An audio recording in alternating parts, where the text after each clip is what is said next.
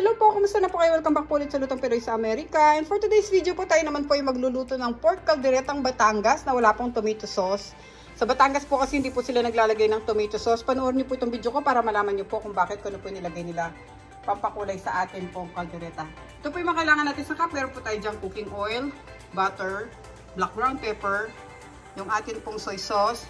Maglalagay po tayo ng relish, annatto powder, garlic, red onions po yung gagamitin natin at medyo madami-dami po para po mas masarap po yung ating calderetang Batangas. Meron po tayo ditong water, cheese, yung ating pong siling labuyo, bay leaves. Maglalagay po ako ng pork cube. Ito po yung ating liver spread na isang maliit na lata. At ito po yung ating pork ribs na gagamitin. Hinaluan ko lang po siya ng konting laman para po hindi naman siya masyadong buto-buto. Okay, pag-check nyo na lang po sa description below lahat po naman kailangan nating sangkap. At sa mga bago po dito sa aming channel, sana po mag-subscribe kayo sa Lutong Pinoy sa Amerika. Maraming salamat po at mag-umpisa na po tayo. Nagpainit na ako dito ng kawali. Lagay natin yung ating butter. Tapos lagyan natin ng cooking oil. Para hindi masunog yung butter natin.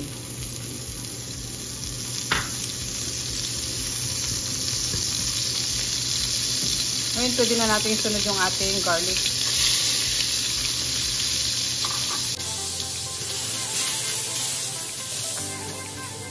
Tapos susunod natin tong ating sibuyas.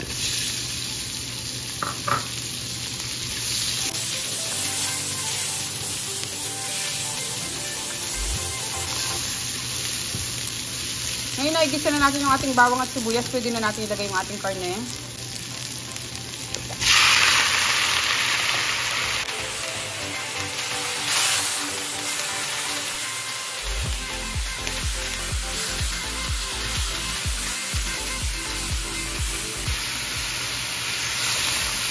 Iba-brown muna natin konti yung ating karne para lumabas yung sarili ng mantika.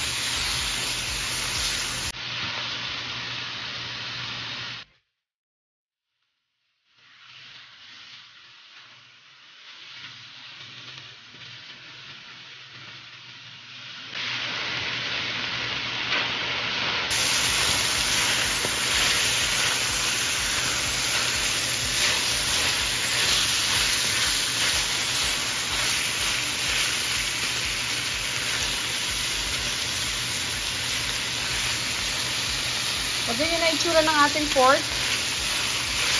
Pwede na tayo maglagay ng black ground pepper.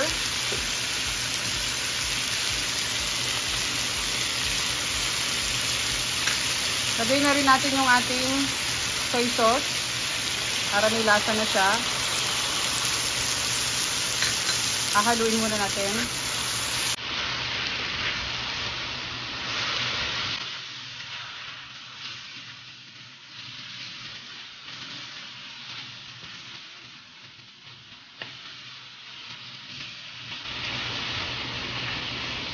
Ngayon, susunod ka na yung ating annatto powder.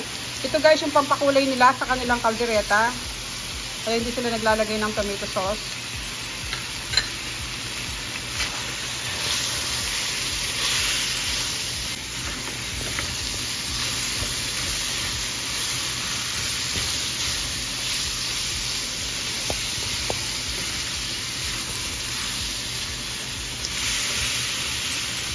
Tapos, pwede na natin ilagay yung tubig. Pakukuluan na natin siya.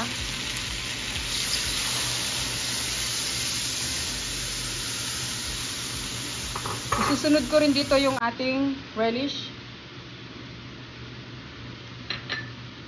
Tapos, ilalagay na rin natin itong ating bay leaves at saka yung ating pork cube. Ito. Yan. Haluin natin.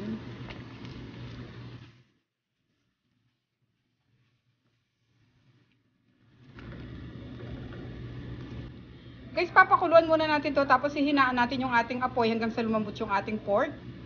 Maghintay tayo siguro ng mga 30 to 45 minutes. Okay? Lagay ko muna yung takip niya. So ngayon guys, check natin kung kumukulo na siya at pwede na nating hinaan yung apoy natin.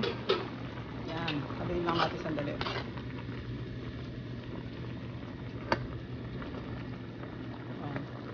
Palalambutin natin yung pork natin.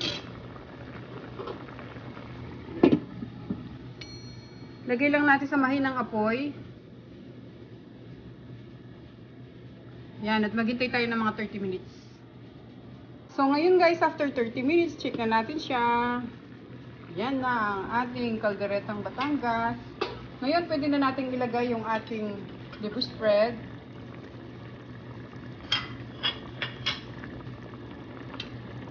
Mix lang natin dito.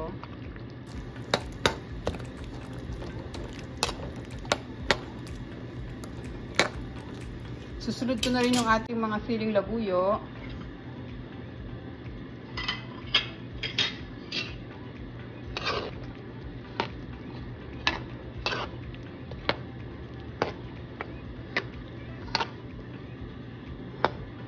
Medyo lakasan na natin ng konti yung ating apoy sa medium heat.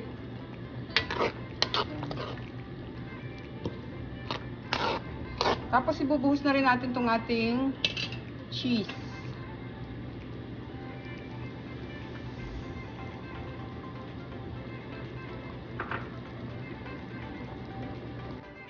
Yan, halo lang natin.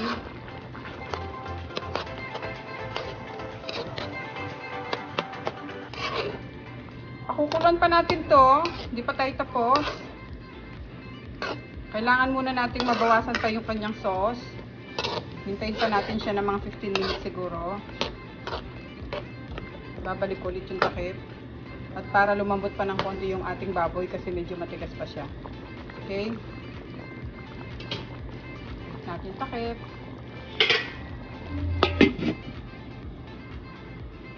So ngayon guys, pwede na natin siyang buksan. Tingnan na natin. Ayan, lumalapot na yung kanyang sabaw o yung kanyang sauce. Ayan o. Medyo tignan-tignan nyo na lang kasi baka masunog yung ilalim. Pero okay na to. I-off na natin yung apoy. Tikman ko muna pala bago natin siya i-off.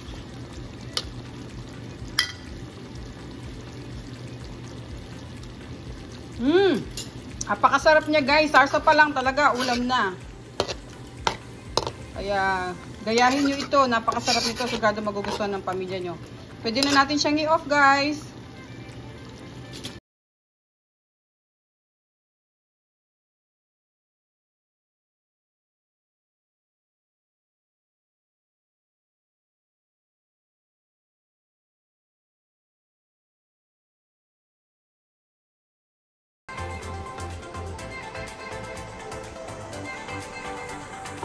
So, ito na po yung ating recipe for today's guys. Maraming salamat po ulit sa panonood. Try nyo po ito guys. Napakasarap po niya. Sarsa pa lang, ulam na.